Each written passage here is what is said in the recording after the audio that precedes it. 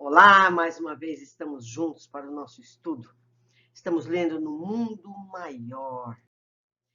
André Luiz e Chico Xavier nos falam sobre a vida no mundo espiritual. Vamos ver hoje o capítulo 8, no Santuário da Alma.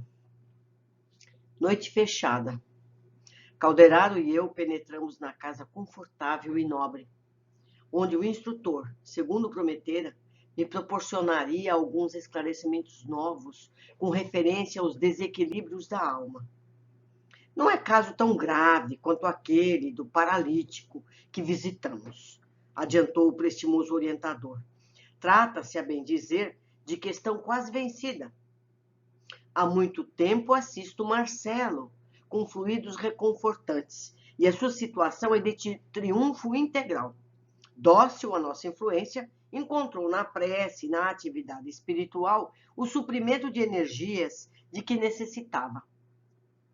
Vimos ontem um caso de destrambelho total dos elementos perispiríticos, com a consequente desagregação do sistema nervoso em doloroso quadro que só o tempo corrigirá. É o caso do menino paralítico. Aqui, entretanto, a paisagem é outra. O problema de perturbação essencial já está resolvido. O reajustamento da vida surgiu pleno de esperanças novas. A paz regressou ao tabernáculo orgânico. Mas perseveram ainda as recordações, os remanescentes dos dramas vividos do passado, aflorando sob forma de fenômenos epileptoides, epilepsia.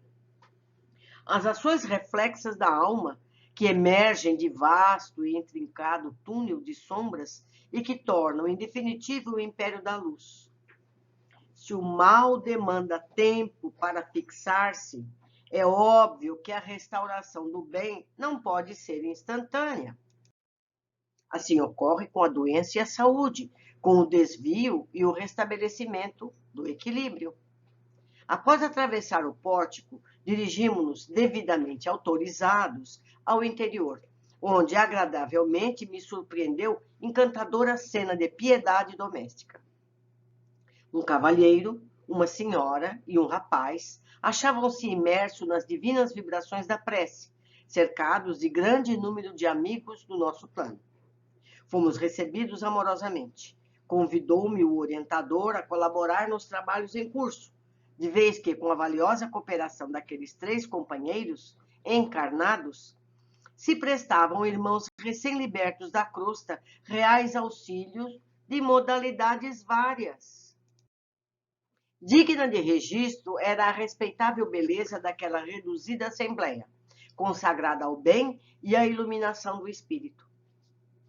Admirando a harmonia daqueles 3 corações unidos nos mesmos nobres pensamentos e propósitos, e que miríficos fios de luz entrelaçavam, o assistente amigo comentou com oportunidade. A família é uma reunião espiritual no tempo, e por isso mesmo o lar é um santuário. Muitas vezes, mormente na Terra, vários de seus componentes se afastam da sintonia com os mais altos objetivos da vida. Todavia, quando 2 ou 3 de seus membros aprendem a grandeza das suas probabilidades de elevação, congregando-se intimamente para as realizações do Espírito Eterno, são, de esperar, maravilhosas edificações. Compreendi que o instrutor estimaria prestar-me outros esclarecimentos, ampliando a santificante concepção da família. Contudo, o serviço urgente não nos permitia mais longa palestra. O trabalho de socorro a irmãos sofredores prosseguiu ativo em nosso lado. Terminado o concurso do trio familiar, com expressiva e comovedora oração, começou a retirada dos companheiros de nossa esfera, enquanto os amigos encarnados entravam em carinhosa conversação. O cavalheiro, com um sorriso feliz do trabalhador, que bem cumpriu o dever, dirigiu-se aos circunstantes em voz alta.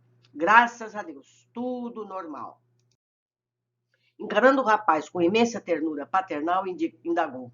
E você, Marcelo, continua bem? Oh, sem dúvida, respondeu o interpelado, alegre. Estou maravilhado, papai, com os excelentes resultados que venho colhendo em nossas reuniões nas quintas-feiras. Tem voltado aos ataques noturnos e a epilepsia que ele tem. Não, a proporção que me esforço no conhecimento das verdades divinas, cooperando com a minha própria vontade no terreno da aplicação prática das lições recebidas. Sinto que passo cada vez melhor, que me esforço intimamente, recuperando a saúde perdida. Reconheço também que, em me desinteressando da edificação espiritual, distraído da minha necessidade de elevação, voltam as perturbações com intensidade.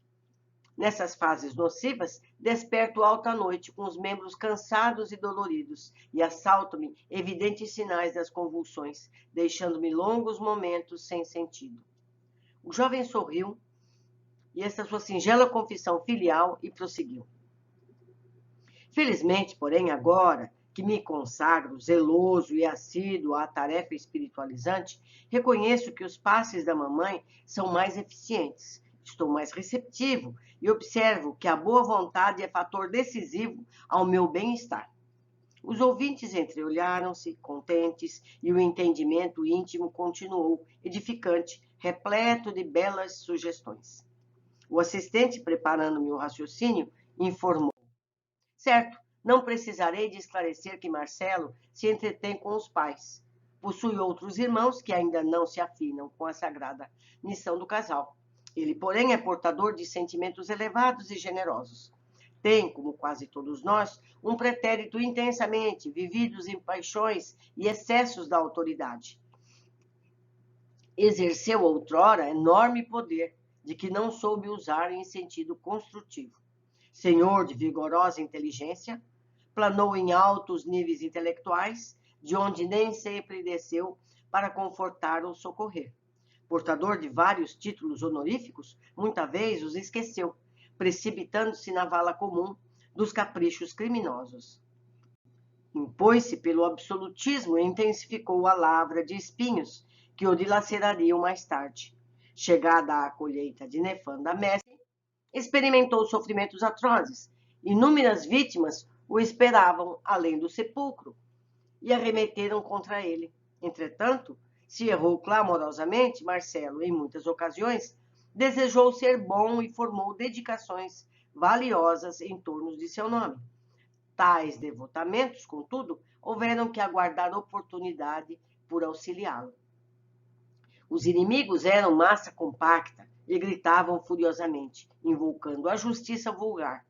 Retiveram-no longo tempo nas regiões inferiores, saciaram velhos propósitos de vingança, serviciando-lhes as organizações perispirituais. Marcelo, em plena sombra da consciência, rogou, chorou e penitenciou-se vastos anos. Por mais que suplicasse e por muito que insistissem os elementos intercessórios, a ansiada libertação demorou muitíssimo. Porque o remorso é sempre o ponto de sintonia entre o devedor e o credor. Então, quando o culpado tem remorso, ele se liga ao que ele deve. Então, o devedor e o credor ficam amarrados pelo remorso. Sentimentos de culpa e remorso não resolvem a situação. O que resolve é a ação para corrigir o problema. Continuando. O nosso amigo trazia a consciência fustigada de remorsos cruéis. Os desequilíbrios perispiríticos flagelavam-no, assim, logo que atravessou o pórtico do túmulo, obstinando-se anos a fio.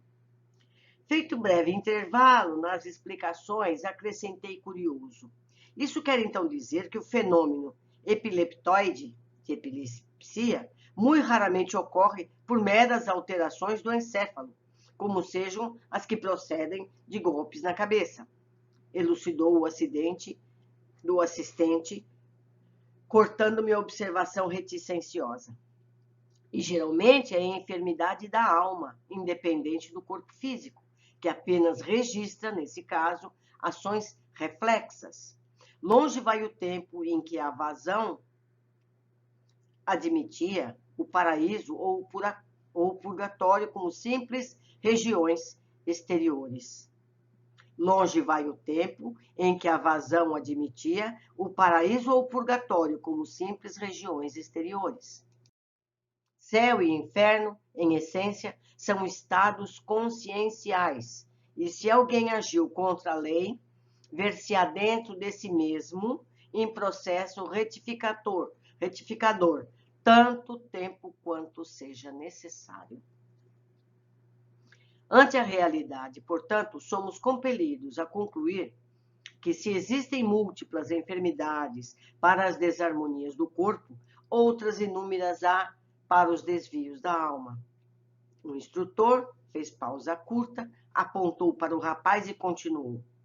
Mas regressando às informações a respeito de Marcelo, cabe-me dizer que, pouco a pouco, esgotou ele as substâncias mais pesadas do fundo cálice de provas.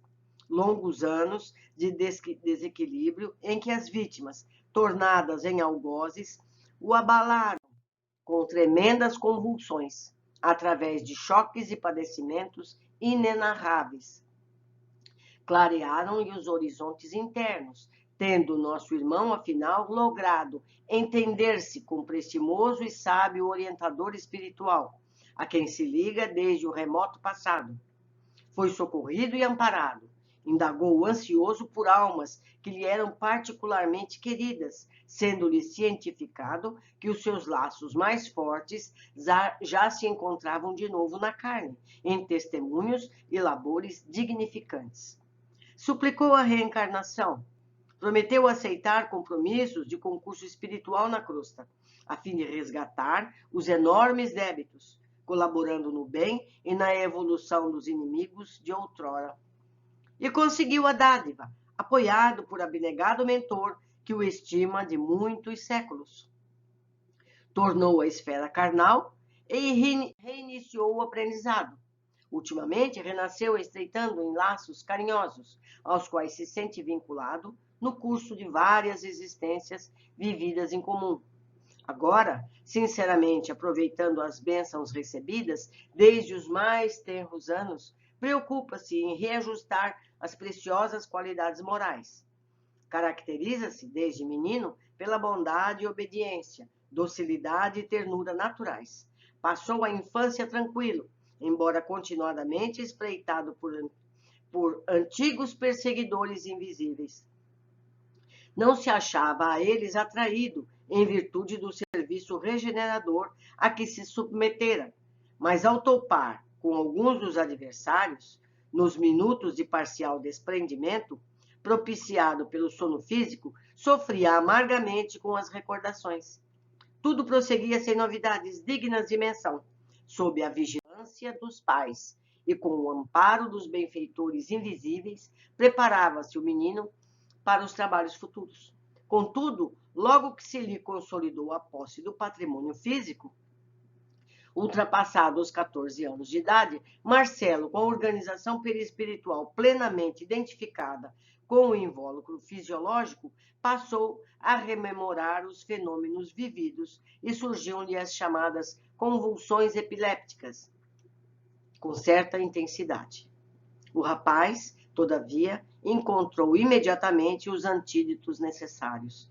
Refugiando-se na residência dos princípios nobres, isto é, na região mais alta da personalidade, nós já aprendemos, pelo hábito da oração, pelo entendimento fraterno, pela prática do bem e pela espiritualidade superior.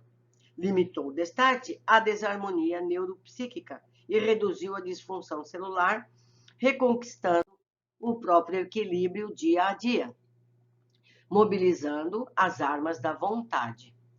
Nesse esforço, dentro do qual se fez extremamente simpático, recebeu vultosa colaboração de nossa esfera, aproveitando-a integralmente pela adesão criteriosa ao esforço construtivo do bem.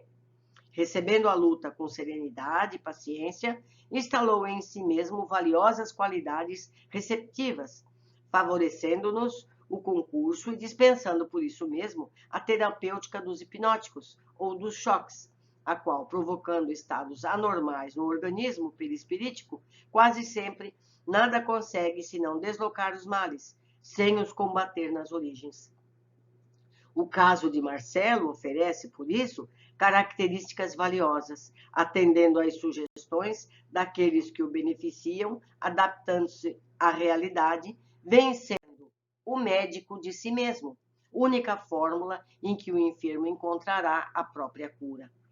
Nesse instante, o rapaz despedia-se delicadamente dos pais, retirando-se para o quarto particular, onde se recolheu ao leito, após afluir a mente em pensamentos de paz e gratidão a Deus. Dentro de breves minutos, afastava-se do veículo denso e vinha ter conosco, saudando Calderaro com especial carinho. O assistente apresentou-me afável.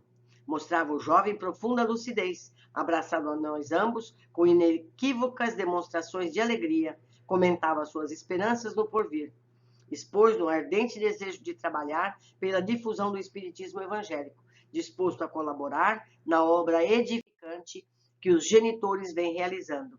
Referiu-se, para admiração minha, às atividades de nossa colônia espiritual. Indagou das minhas impressões de nosso lar, seduzindo-me pela oportunidade de conceitos e beleza das apreciações inteligentes e espontâneas.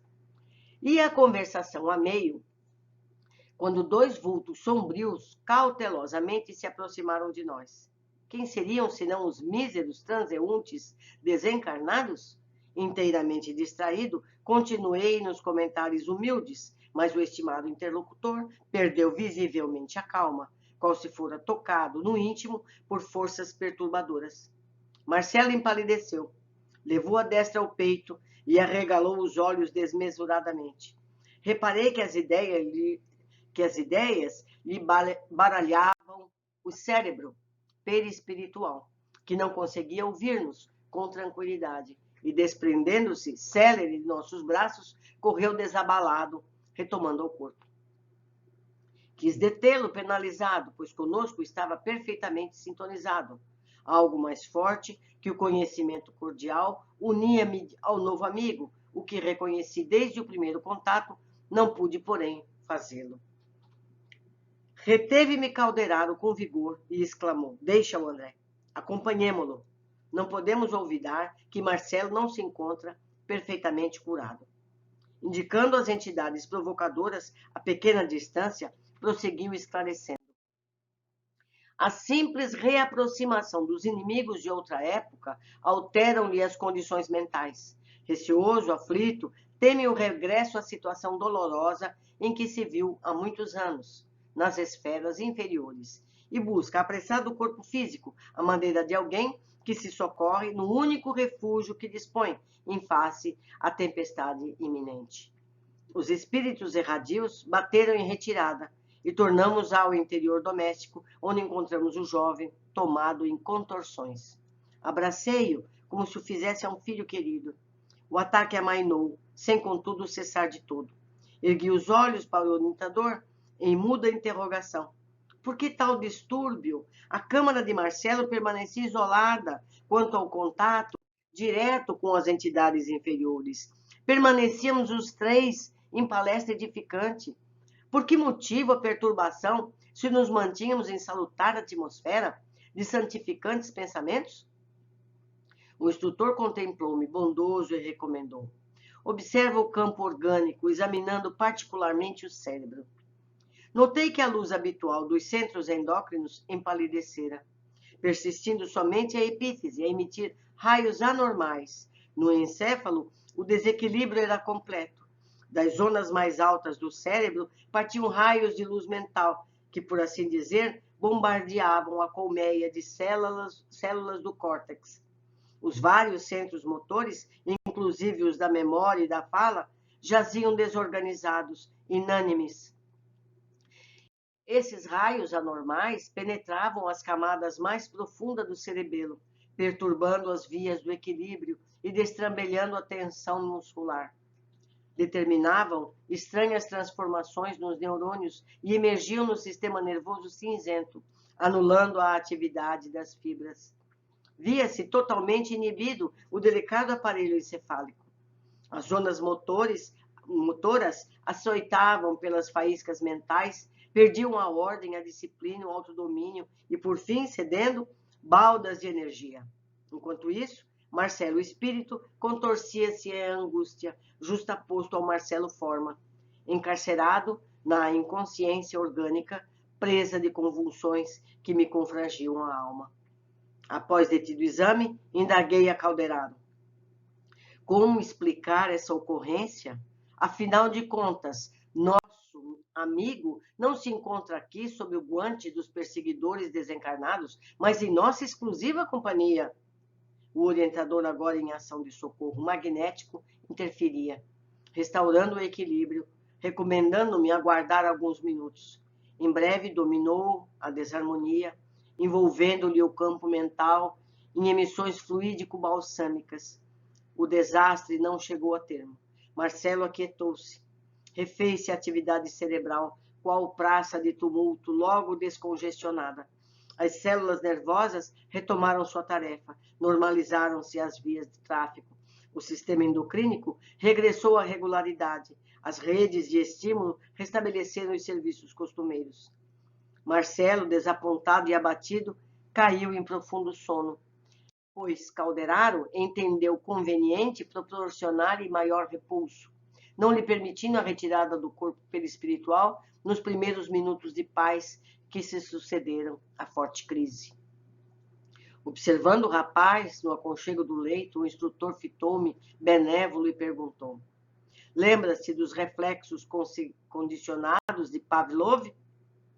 Como não? Recordava-me, sim, da famosa experiência com os cães aplicada a fenômenos outros. Pois bem, prosseguiu Calderaro, bondoso, o caso de Marcelo verifica-se em consonância com os mesmos princípios. Em existências passadas, errou em múltiplos modos e o remorso, imperiosa força a serviço da divina lei, guardou-lhe a consciência, qual sentinela vigilante, entregando-o aos seus inimigos, aos planos inferiores e conduzindo-o à colheita de espinhos que semeara. Logo após a perda do vaso físico, num de seus períodos mais intensos de queda espiritual, em consequência de tais desvios, perambulou desequilibrado, de alma doente, exposto à dominação das antigas vítimas. Desarranjou os centros perispirituais, enfermando-os para muito tempo. Sustentado pelo socorro de um grande instrutor que intercedeu por ele, renasceu mais calmo, agora para importante serviço de resgate. Todavia, a cooperação valiosa recebida do exterior não poderia transformar-lhe de modo visceral a situação íntima. Conservava-se desafogado dos impiedosos adversários aos quais deveria ajudar doravante. Contudo, o organismo perispirítico arquivava a lembrança fiel dos atritos experimentados fora do veículo denso. Então, ele lembrava do fato, retomava o processo, por ter sido um hábito do passado. Esse é o processo de Pavlov. As zonas motoras de Marcelo, em razão disso, salientou o atencioso orientador, simbolizando a moradia das forças conscientes em sua atualidade de trabalho, constitui uma região perispiritual em convalescença, quais as sensíveis cicatrizes do corpo físico. Ao se reaproximar de velhos desafetos, o rapaz que ainda não consolidou o equilíbrio integral sujeita-se aos violentos choques psíquicos, com que as emoções se lhe desvairaram, afastando-se da necessária harmonia. A mente desorientada abandona o leme da organização perispirítica e dos elementos fisiológicos. Assume condições excêntricas, dispersa as energias que lhe são peculiares em movimentos desordenados. Passam, então, essas energias a atritarem-se e a emitir radiações de baixa frequência, aproximadamente igual àquela que lhes incidia do pensamento alucinado de suas vítimas. Essas emissões destruidoras invadem a matéria delicada do córtex encefálico, assenhoreiam-se dos centros corticais, perturbam as sedes da memória, da fala, da audição, da sensibilidade, da visão e inúmeras outras sedes do governo de vários estímulos. Temos destarte o grande mal de sintomatologia aparatosa, determinando as convulsões nas quais o corpo físico, prostrado, vencido, mais se assemelha à embarcação repentinamente a uma troca. As elucidações de Calderaro enchiam-me de respeito pelos fundamentos morais da vida. Compreendia agora a impossibilidade de uma psiquiatria sem as noções do espírito. Vou repetir. Compreendia agora a impossibilidade de uma psiquiatria médico-físico sem as noções do espírito. Lembrou-me a luta secular entre fisiologistas, psicologistas, disputando a norma de socorro aos alienados mentais. Mesmer, Charcot, Pinel e Broca desfilaram ante minha imaginação enriquecida de novos conhecimentos. A interrupção das digressões do assistente não durou muito. Devo, na verdade, consignar que, desde a primeira hora de nossas conversações, tais intermitências se fizeram habituais. Parecendo-me Calderaro, intencionalmente me proporcionava tréguas para ruminar-lhes os conceitos. Respondendo-me às íntimas ponderações, continuou: impossível é pretender a cura dos loucos à força de processos exclusivamente objetivos. É indispensável penetrar a alma, devassar o cerne da personalidade, melhorar os efeitos, socorrendo as causas. Por conseguinte, não restauraremos corpos doentes sem os recursos do médico divino das almas, que é Jesus Cristo. Os fisiologistas farão sempre muito, tentando retificar a disfunção das células. No entanto, é mistério intervir nas origens das perturbações. O caso de Marcelo é tão somente um dos múltiplos aspectos do fenômeno epileptoide, epilepsia, para empregarmos a terminologia dos médicos encarnados. Esse desequilíbrio perispiritual assinala-se, todavia, por gradação demasiado complexa. A confirmação da teoria dos reflexos condicionados, lá de Pavlov, não se aplica exclusivamente a ele. Temos milhões de pessoas irascíveis que, pelo hábito de se encolerizarem, facilmente viciam os centros nervosos fundamentais pelos excessos da mente sem disciplina. Eu acho que eu vou ler de novo. A confirmação da teoria dos reflexos condicionados não se aplica exclusivamente a ele, o Marcelo. Temos milhões de pessoas irascíveis, que são raivosas, que estão sempre perdendo a paciência, que pelo hábito de se encolerizarem, de terem raiva facilmente, viciam os centros nervosos fundamentais pelos excessos da mente sem disciplina, convertendo-se em portadores do pequeno mal, em dementes precoces, em neurastênicos de tipos diversos ou em doentes de franjas epiléticas que andam por aí submetidos à hipoglicemia insulínica ou a metrazol. Não é? Tudo começa com uma pessoa raivosa. Você vai agravando e ficando com a mente doente, nesta ou na próxima vida. Enquanto isso, os serem educados mentalmente para a correção das próprias atitudes internas, no rameirão da vida, lhes seria tratamento mais eficiente e adequado, pois regenerativo e substancial. Enunciando tais verdades, não subestimamos o ministério dos psiquiatras abnegados, que consomem a existência na dedicação aos semelhantes. Nem avançamos que todos os doentes, sem exceção, possam dispensar o concurso dos choques renovadores, tão necessários a muita gente, como ducha para os nervos empoeirados. Desejamos apenas salientar que o homem, pela sua conduta, pode vigorar a própria alma ou lesá-la. O caráter altruísta, que aprendeu a sacrificar-se para o bem de todos, estará engrandecendo os celeiros de si mesmo, em plena eternidade. O homicida, esparzindo a morte e a sombra em sua cercania, estabelece o império do sofrimento e da treva no próprio íntimo. Ao topar com irmãos nossos, sob o domínio das lesões perispiríticas, consequências vivas dos seus atos, exarados pela justiça universal, é indispensável, para assisti-los com êxito, rememorar as origens das perturbações que os molestaram. Isso se fará não a golpes verbalísticos ou de psicanálise. Isso não se fará a golpes verbalísticos de psicanálise, mas socorrendo-os com a força da fraternidade e do amor, a fim de que logrem a imprescindível compreensão com que se modifiquem, reajustando as próprias forças. Nesse instante, observando que Marcelo se reerguia, o instrutor interrompeu-se nas elucidações e convidou-o a vir ter conosco novamente. O rapaz abraçou-nos comovido. Então, disse, fitando humildemente Calderaro, fraquejei e caí. Oh, não, exclamou o orientador afagando. Não te sintas em queda.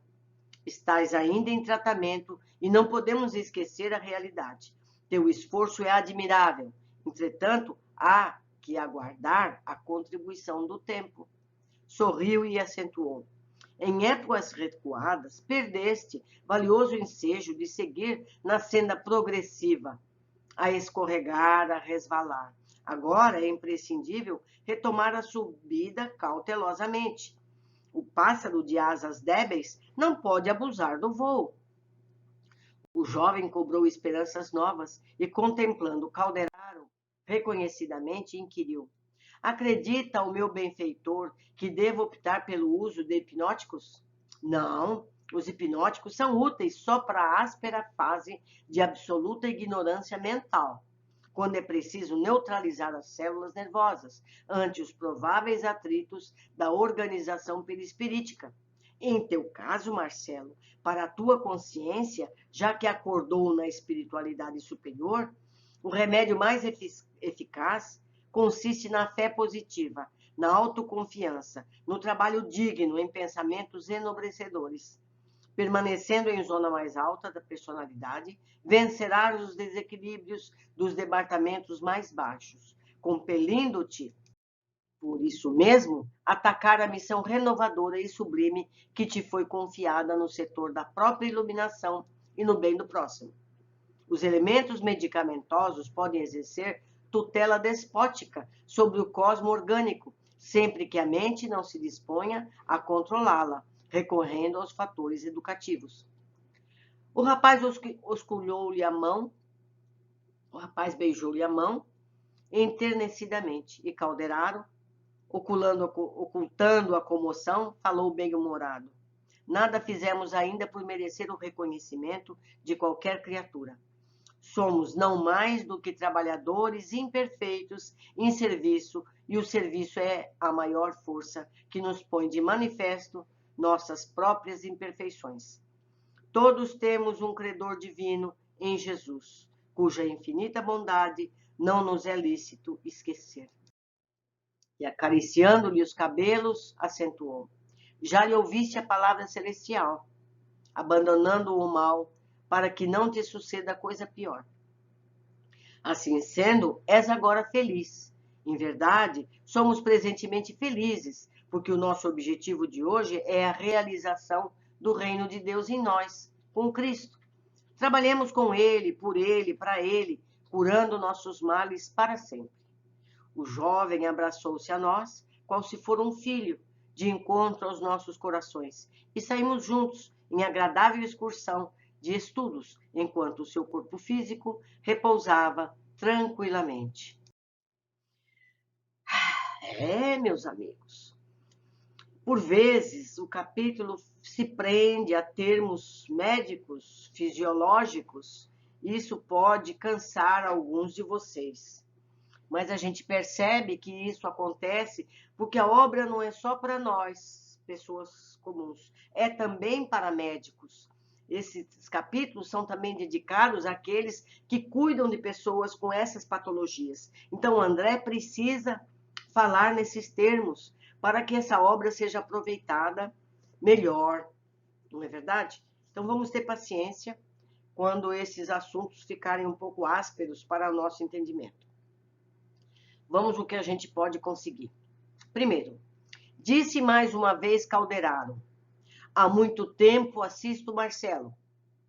Depois de tantas leituras, podemos dizer que o suporte espiritual está presente sempre que necessário e, de alguma forma, merecido. Nos compete sermos sempre gratos e merecedores. Quem semeia ajuda o próximo sempre e será merecedor de socorro. Então, a gente tem que ser bom, generoso, fraterno, protetor com as pessoas, para que a gente mereça também esse carinho do plano espiritual. 2. Calderaro chega agora à casa de Marcelo, caso muito diferente da criança do capítulo anterior. Marcelo, já liberto dos dramas mais difíceis, e nesta encarnação, pois são necessárias várias, já está apenas com danos mais leves. Marcelo não está na condição do menino que nós vimos no capítulo anterior. Marcelo já tem capacidade de se libertar, de subir, de estudar, de se aperfeiçoar. Já passou a parte mais difícil. Vou ler de novo o parágrafo. Marcelo, já liberto dos dramas mais difíceis, e nesta encarnação, pois são necessárias várias, já está apenas com danos mais leves, fruto ainda das lembranças gravadas no perispírito. Se o mal demanda tempo para fixar-se, é óbvio que a restauração do bem não pode ser instantânea. Lembro mais uma vez que as letras em amarelo são cópia fiel do texto. 3. A família de Marcelo estava reunida em momento de prece e o espírito protetor do lar, daquela família, convidou Calderaro e André a se juntarem ao grupo e relata: se prestavam aos irmãos recém-libertos da crosta reais auxílios de modalidades várias. Ou seja, a reunião doméstica, além de beneficiar diretamente a família, ainda ajudava a evangelizar, a dar suporte a recém-desencarnados que ignoravam a vida espiritual. O evangelho no lar deve ser rotina nos lares de todas as religiões. O culto em família. Foi assim que Jesus ensinou, era assim na casa de Pedro. Paulo de Tarso fundou várias, o que ele chamava de igrejas. Então a família se reunia com amigos para estudarem o evangelho. Então o evangelho no lar é feito há quase 2000 anos, não é? De forma tão salutar. 4. Calderaro detalha o passado doloroso de Marcelo, seus erros, situações difíceis com que ele cobrava justiça. Marcelo demorou muito nessa situação, pois o remorso é sempre o ponto de sintonia entre o devedor e o credor. Concluímos que sentir culpa ou remorsos não resulta em benefícios para o ofensor ou o ofendido. O que é necessário é o restauro do equilíbrio de uns e outros, o perdão e a renovação. Então, essas pessoas, nós todos, precisamos perdoar o que nós sofremos e nós precisamos nos renovar para não errar novamente. Culpa e remorso é sentimento perdido. Vamos lá. Longe vai o tempo em que a vazão admitia o paraíso ou o purgatório como simples regiões exteriores. O céu e o inferno, em essência, são estados conscienciais.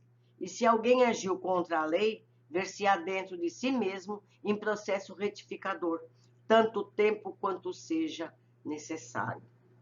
Está claro que o que a gente chama de céu ou inferno não são lugares, mas estados mentais. E leva tempo para que se modifiquemos o nosso padrão mental, para nos livrarmos das dores internas. Tempo esse que depende do esforço de entendimento do passado e propósitos sinceros de retificação. Mas quando a gente está mergulhado na situação, é como quando a gente está se afogando numa piscina, num lago. A gente fica em desespero. Então precisa a gente se repor a mente, centralizar e planejar uma saída da situação com propósitos sinceros de retificação. 6. Marcelo, apesar de já ter se libertado dos maiores dramas, tinha ainda cicatrizes do que viveu durante o tempo junto de seus adversários do passado. Apesar de estar acompanhado de André e Calderaro, se desequilibrou completamente ao ver 2 de seus perseguidores, o que resultou em brusco retorno ao corpo adormecido e convulsões dolorosas. Explica Calderaro. Conservava-se desafogado dos imperiosos adversários. Contudo, o organismo perispirítico arquivava a lembrança fiel dos atritos experimentados fora do veículo denso. Por isso repetia padrões do passado e voltava ao desequilíbrio. E conclui André, compreendia agora a impossibilidade de uma psiquiatria sem as noções do espírito. Vocês sabem quando a gente leva um susto qualquer? Lá quando é criança. Um estouro, uma coisa qualquer que a gente presenciou. Muitos anos depois, quando você escuta um estouro, você não sente aquele aperto no estômago? Achando que aquele fato vai acontecer outra vez? É o que acontece com o Marcelo e tantas outras pessoas. Quando ele sentia que aquele fato ia acontecer outra vez, ele sofria o dano, ele tinha o medo e voltava à situação. Esse é o que explica Pavlov com o reflexo que ele estudou com os cães. Ficamos por aqui. Eu deixo o meu e-mail aqui agora por escrito, ou meu contato no Facebook, para que a gente possa se comunicar. Então, vocês podem escrever aqui embaixo, na área de comentários do YouTube, como podem escrever para mim, me encontrar no Facebook. O importante é a gente estar em grupo, estudando, aprendendo. Corrijam alguma coisa que eu tenha errado, que eu não tenha entendido bem. Vamos nos ajudar mutuamente, que só assim a gente pode crescer. Um abraço muito forte, até o nosso próximo capítulo.